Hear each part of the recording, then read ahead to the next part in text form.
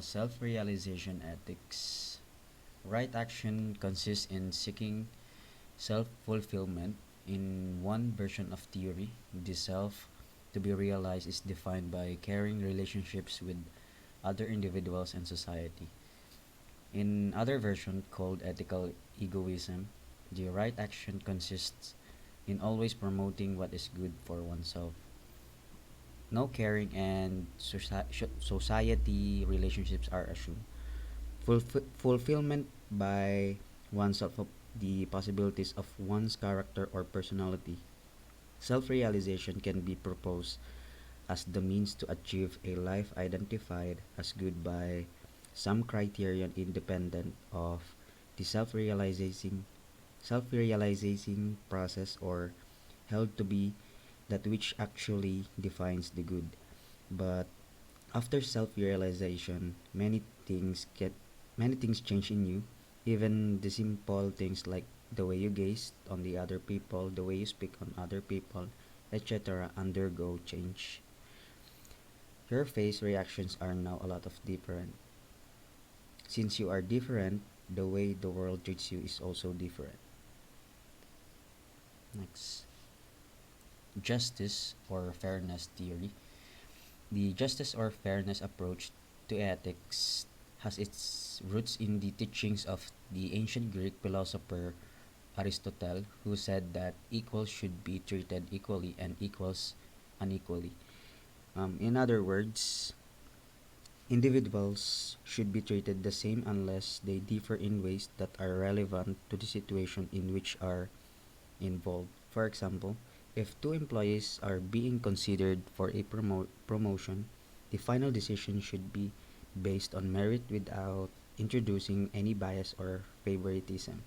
Um, Humanists will typically believe that other people and the state should let individuals live as they wish. Uh, the state should not interfere in people's lives. Many humanists will support the liberal aim of protecting the individual against the power of the state.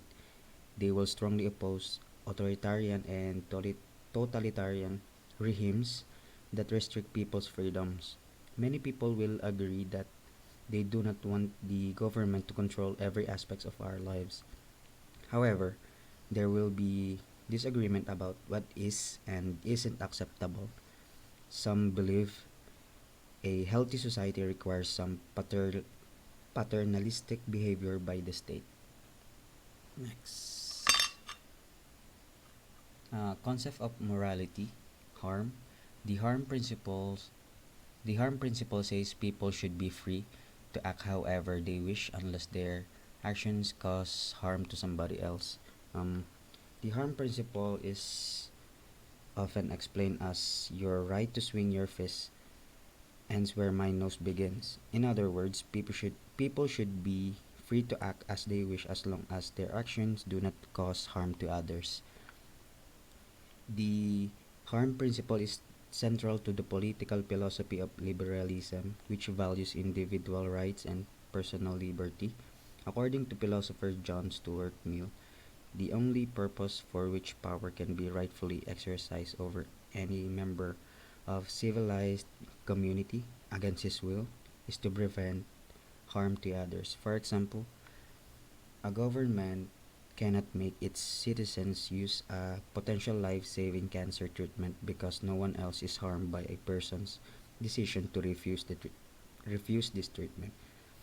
But a government can rightfully demand that its citizens be vaccinated in a pandemic in order to prevent the spread of a deadly virus to others. Next one is purity.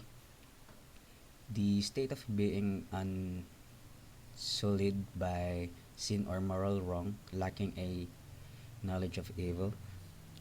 Purity, ito po yung pagiging honest mo in all aspects of life and pagkeep mo din ng mga promises na pinapakita mo sa ibang tao sa, o sa sarili mo na hindi mo kayang gumawa ng masama sa ibang tao. Next one is loyalty. It is the recognition that one best serves one's interest by foregoing actions contrary to the goals of another person or institution. because one has a valuable ongoing relationship with that person or institution. Loyalty is the ultimate sacrifice. It is a strong feeling of faithfulness, commitment, and devotion. Loyalty is a characteristic that only lies in very few human beings. It can be it, it can't be bought or misplaced. Loyalty is an essential attribute in people's lives. It allows them to gain trust and respect that they need, whether in executing their jobs or granting promises to other people.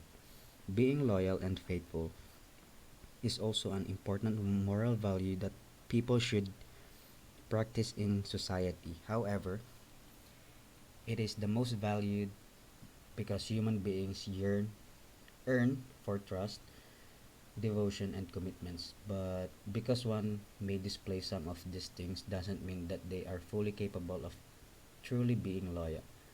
Loyalty can be defined as moral character, an honest outlook, and disciplined manners. For instance, an honest person is disposed to telling the truth when asked. It can be part of individual's disposition to think, feel, and behave in ethical versus unethical manner. Next.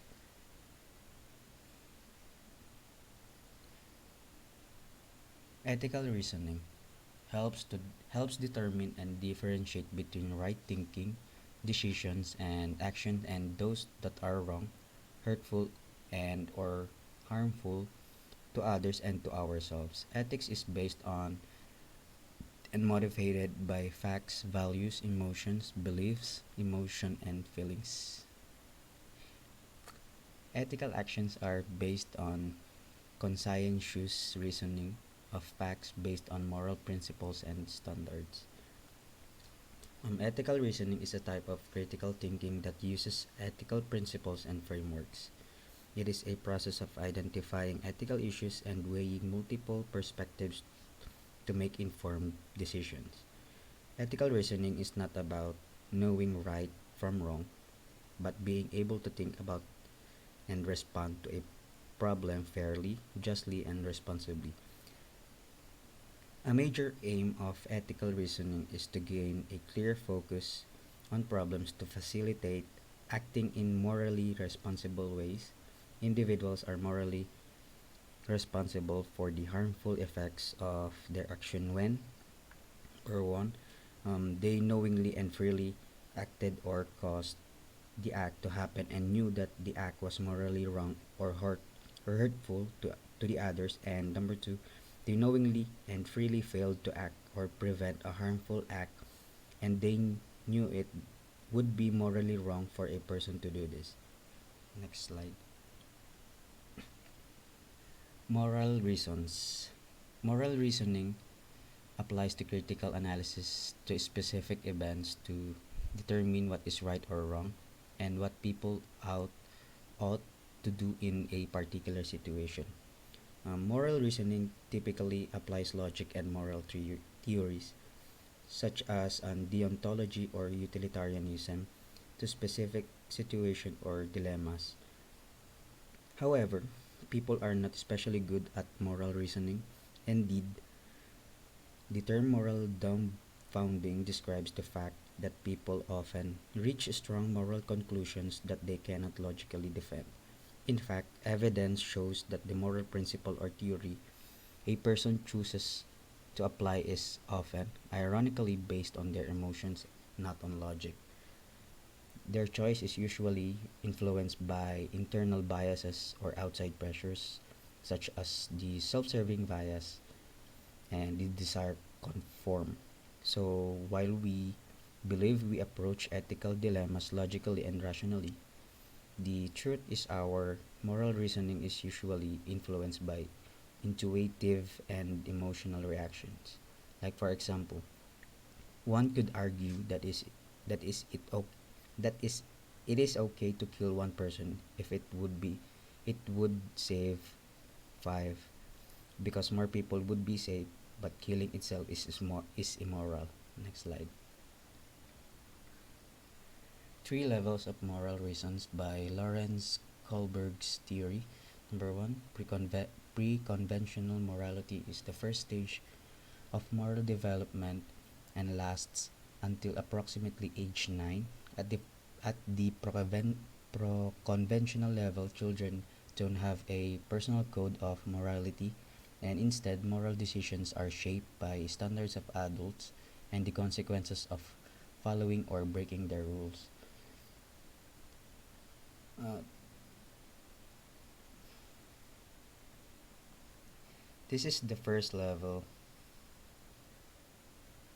of morality. It is common in children and sometimes in teens. In preschool, pre-conventional morality is at its most apparent. In elementary school, it is present for most students. By middle school, there are some students who are experiencing it still.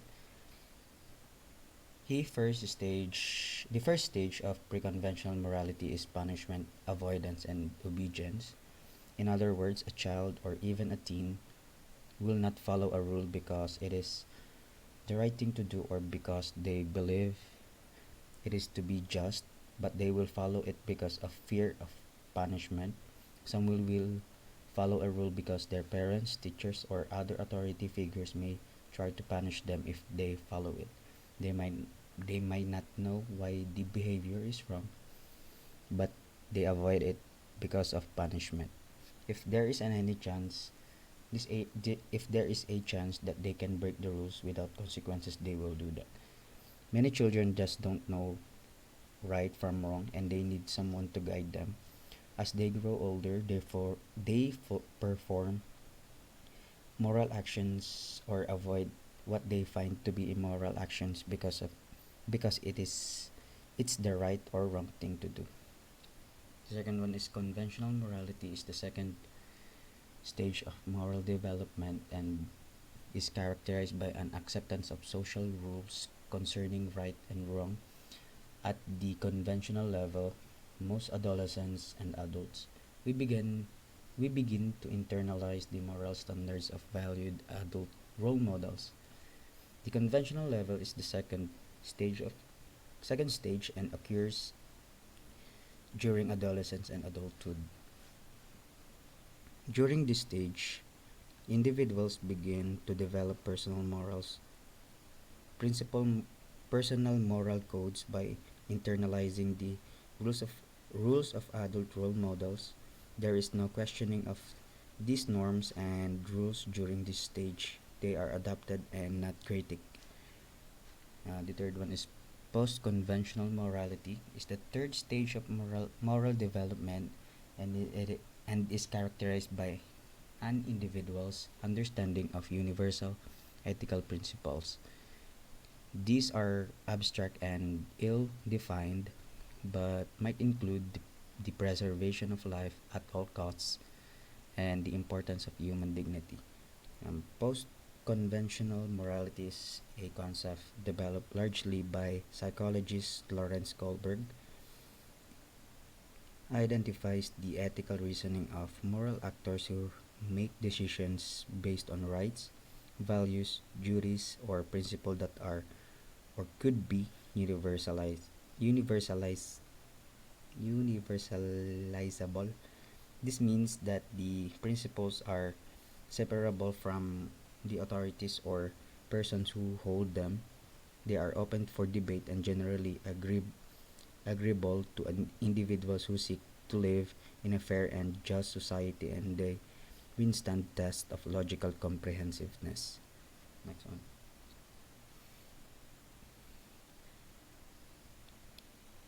Levels of moral reasons by Lawrence Kohlberg's theory.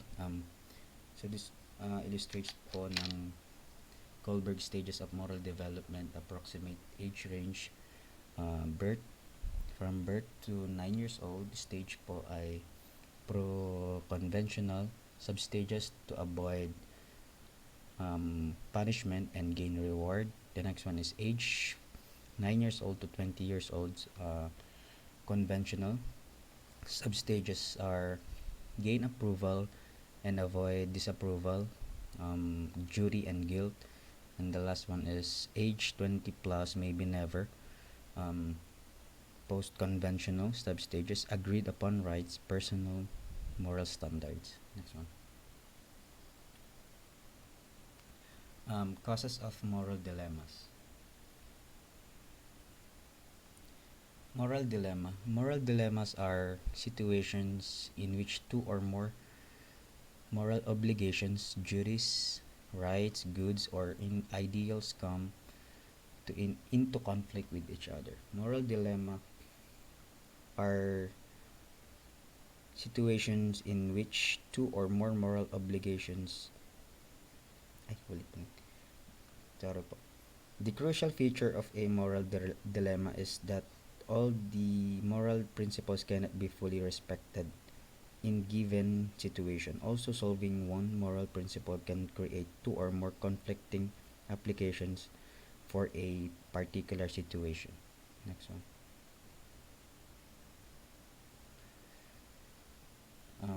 Causes of moral dilemma. Number one is problem of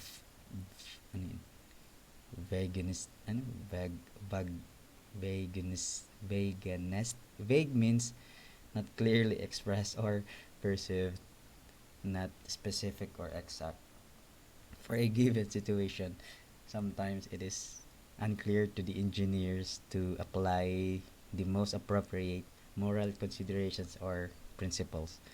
They may not know how and which moral principles to be used in resolving a moral problem. This situation creates a typical moral dilemma.